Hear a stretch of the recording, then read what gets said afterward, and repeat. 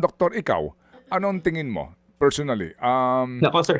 Opo, anti-dynasty bill, ikaw, hanggang saan, ilan lang at hanggang saan ang pagbabawal sa degree of consanguinity or affinity? Kung ikaw ang Apo, tatanungin.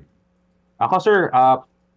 Ako, sir, personally, this is obviously from a personal standpoint. I'd like to make that clear.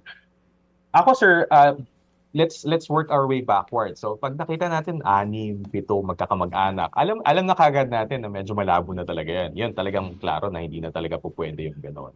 Hindi po pwede na yung sanga-sanga na talaga yung magkakapamilya doon sa isang local government unit. Yun, wala na tayong dapat, sa tingin ko, kung meron man, wala na dapat pag-usapan doon. Siguro, 3, mapapaisip ka, pwede pa ba yan? Depende siguro. 2, pagbabawalan ba natin 2? Kung dadalawa lang naman sila, yun, mapapaisip na po talaga ako kung ipagbabawal ba natin ang 2 o 3, di ba?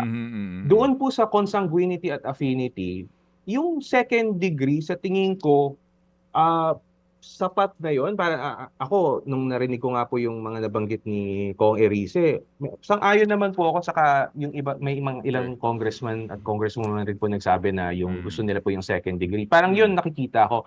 Pero pwede natin gawin kahit hanggang 3rd. Baka po pwede second saka 3rd.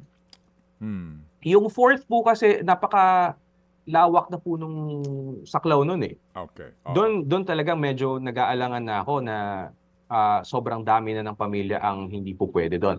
At certain, just to add, I think na when it comes to dito sa anti-dynasty, kung kunwari nga may napasa nga or maipapasa na yung batas kontra dinastiya, kailangan siguro rin natin tingnan po kung kailangan po ba natin amyendahan yung sa term limits. Opo. Yun yung mga kailangan pag-isipan. But para sa akin po, na parang personally nag-agree ako doon sa yung gusto po nung mga congressman who are seeking a more parang moderated, parang mas compromise. Saka sa tingin ko po baka mas makakapasa po yun. Mga kapatid, brothers and sisters, saan ka pa? Dito na tayo sa totoo.